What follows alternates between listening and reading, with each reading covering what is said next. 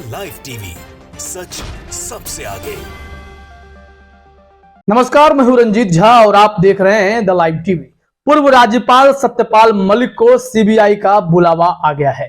दरअसल उन्होंने the wire को दिए इंटरव्यू में कई ऐसे गंभीर खुलासे किए थे जिसके बाद तो यह उम्मीद लगाई जा रही थी कि सत्यपाल मलिक से मोदी साहब खुद नाराज होंगे। करण थापड़ ने इंटरव्यू के दौरान उनसे कहा भी था कि आप हमें इंटरव्यू दे रहे हैं, आप पुलवामा मामले पर खुलासा कर रहे हैं, प्रधानमंत्री मोदी को भ्रष्टाचार से नफरत नहीं है, करप्शन से नफरत नहीं है, वो इल इन्फॉर्म्ड व्यक्ति हैं, तमाम ऐसी बातें आप कह रहे हैं जिससे मोदी साहब नाराज होंगे।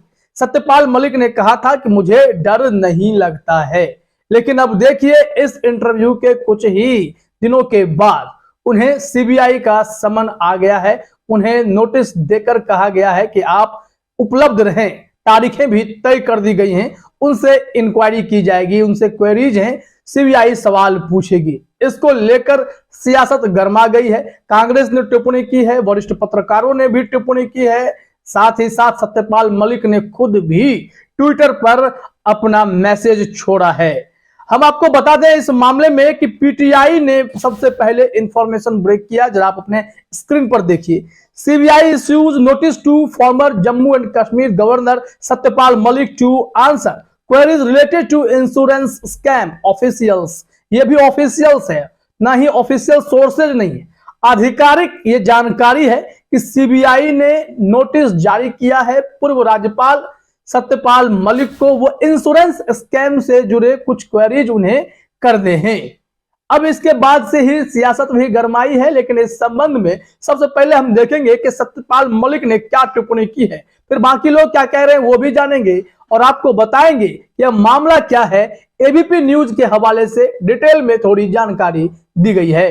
तो सबसे पहले देखिए जरा अपने स्क्रीन पर सत्यपाल मलिक ने क्या कुछ कहा है। सत्यपाल मलिक ने अपने ट्वीट में लिखा, मैंने सच बोलकर कुछ लोगों के पाप उजागर किए हैं, शायद इसलिए बुलावा आया है।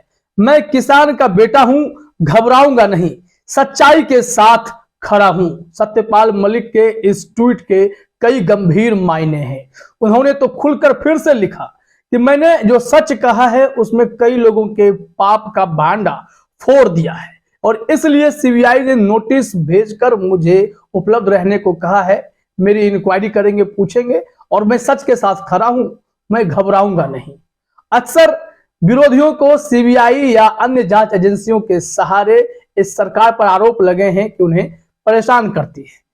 मनीष सिसोदिया हो, सत्येंद्र जैन हो, अरविंद केजरीवाल हो या फिर अलग अलग राज्यों में विपक्ष के नेता हो, सबने यह आरोप लगाए हैं कि जांच एजेंसियों के सहारे विपक्ष की आवाज को कुचलने की कोशिश की जाती है, उन्हें डराया धमकाया जाता है। अब सत्यपाल मलिक जो पूर्व गवर्नर रहे हैं, जिन्होंने मेघालय में राज्यपाल रहने के दौरान, गोवा में राज्यपाल रहने के दौरान या फिर जम्मू कश्मीर और बिहार में राज्यपाल रहने के दौरान कई ऐसे खुलासे किए जिसके बाद ये भाजपा की सत्ता परेशान हो उठी है।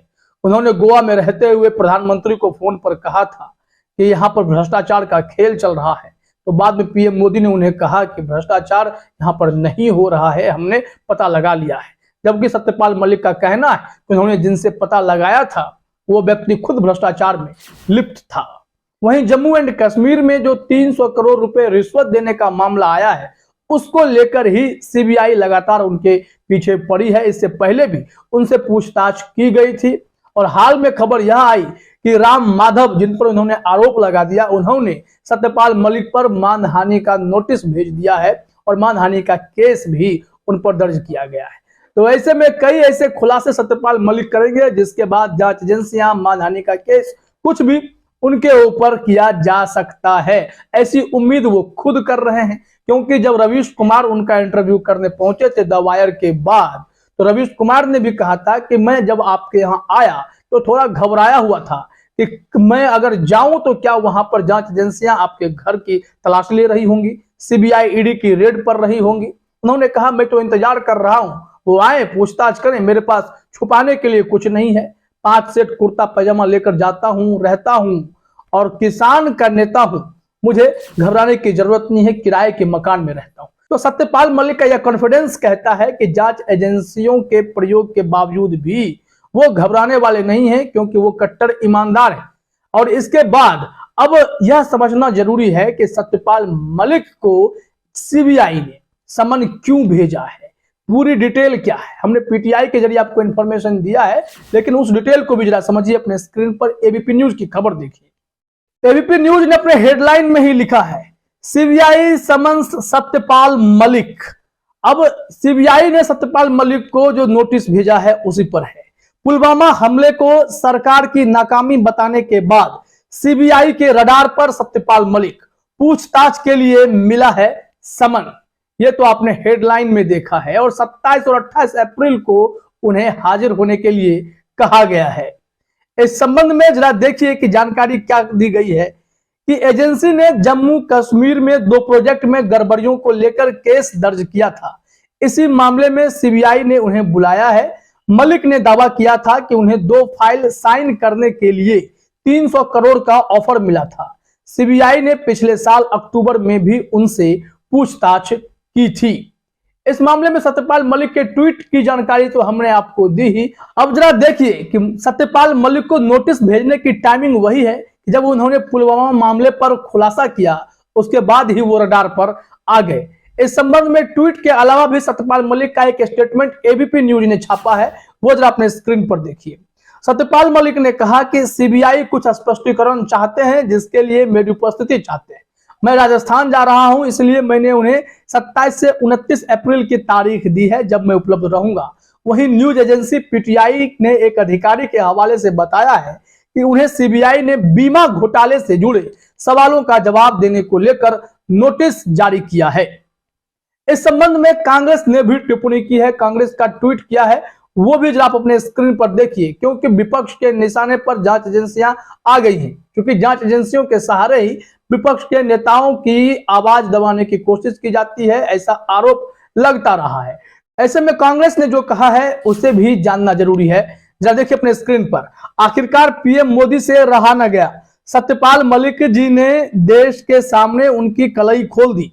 अब सीबीआई ने मलिक जी को बुलाया है, ये तो होना ही था। एक चीज और होगी, गोदी मीडिया अब भी चुप रहेगा, लिखकर रख लीजिए। गोदी मीडिया को ललकारा गया है, क्योंकि जब तक यह खबर मैं देख रहा था, सीबीआई वाली खबर एबीपी न्यूज ने भी पहले हेडलाइन में थोड़ा सा ही लिखा था, लेकिन इस बार खुलकर लिख दिया है कि सीबीआई के रडार पर सत्यपाल मलिक, क्योंकि उन्होंने पुलवामा मामले पर खुलासा किया है। इससे यह साफ तौर पर समझ में आ रहा है कि कहीं ना कहीं सत्यपाल मलिक को भी जांच एजेंसियों के बीच घेरने की कवायद शुरू हो गई है। यह सरकार जांच एजेंसियों का खुला दुरुपयोग कर रही है। इसी कारण सीबीआई की एंट्री तो कई राज्यों ने बंद करा दी। इसके बाद सरकार ने ईडी का सहारा लेना शुरू किया। तो क्या अब राज्य सरकारें ईडी को लेकर भी कोई कदम उठाने जा रही है? वैसे तो पूर्व गवर्नर हैं सत्यपाल मलिक, उनकी प्रतिष्ठा अलग है। उन्होंने जहां भी अपनी सेवा दी, वहां उन्होंने भ्रष्टाचार के खिलाफ जमकर हल्ला बोल किया, और इस बार भी वही करते नजर आ रहे हैं। द वायर को इंटरव्यू दिया, रवीश कुमार को इंटरव्यू दिया, बाकी मीडिया वाले तो उनके पास पहुंचे भी नहीं। लेकिन अब जब वो खुलासा कर रहे हैं तो इसको लेकर खूब चर्चा हो रही है। वैसे विनोद कापड़ी वरिष्ठ पत्रकार हैं, उन्होंने भी ट्वीट किया कि वाह, ये हुई ना बात, अब महामानव को थैंक यू तो बोल दीजिए। उन्होंने पीटीआई के ट्वीट को शेयर करते हुए ट्वीट में लिखा है। इसका मतलब है कि सब यह समझ रहा है कि किस तरीके से सत्यपाल मलिक को शिकंजे में लेने की कोशिश की जा रही है जांच एजेंसियों के सहारे।